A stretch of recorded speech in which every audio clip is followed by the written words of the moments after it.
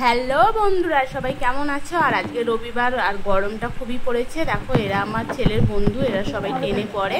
আর ওরা মানে জল বিতরণ করতে বেরিয়েছে। ওই দিদাটা ওদেরকে যখন বললো ভাত খাওয়ার জন্য, ওদের কাছে ভাত খাওয়ানোর জন্য টাকা ছিল না। ওরা চাঁদা তুলে দেখো কেক কিনেছে।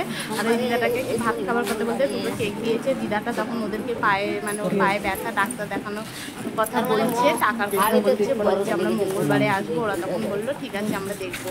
তো এই বাচ্চাগুলো হচ্ছে দেখো ওখানে শুয়ে আছে। ওরা ওই বাচ্চাগুলোর কাছে গেছে, দেখো ডাকছে, ডেকে বাচ্চাগুলোকে জল আর কেক দিচ্ছে। আমার তো মানে খুবই ভালো লাগছে যে ওরা এই বয়সে মানুষের জন্য এত কিছু করছে। আর এই গরমটা মানে খুব অসহ্য গরম, মানুষের তো জল তেষ্টা পায়। এই জল দিয়ে যে ওরা মানুষের উপকার করছে এই বয়সে, মানে আমি তো চাই ওরা ভবিষ্যতে আরও উন্নতি করুক।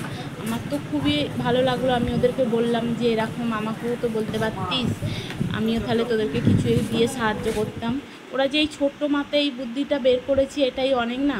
আমি মানে ভিডিওটা দেখানোর জন্য মানে তোমাদেরকে দেখানোর জন্য ভিডিওটা করছি যে ওরাই টেনে পড়ে এই মাথায় যে বুদ্ধিটা নিয়ে ওরা এই যে ভিডিওটা মানে লোককে জল কেক দিচ্ছে, নিজেরা চাঁদা তুলে, এটাই ওদের জন্য অনেক।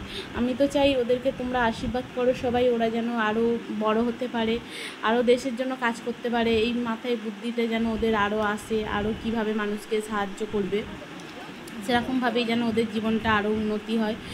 আর ওরা দেখো, ওরা আমার ছেলেকে বলেছিল, আমার ছেলে যায়নি। আমি যদি জানতাম নিশ্চয়ই আমার ছেলেকে পাঠাতাম।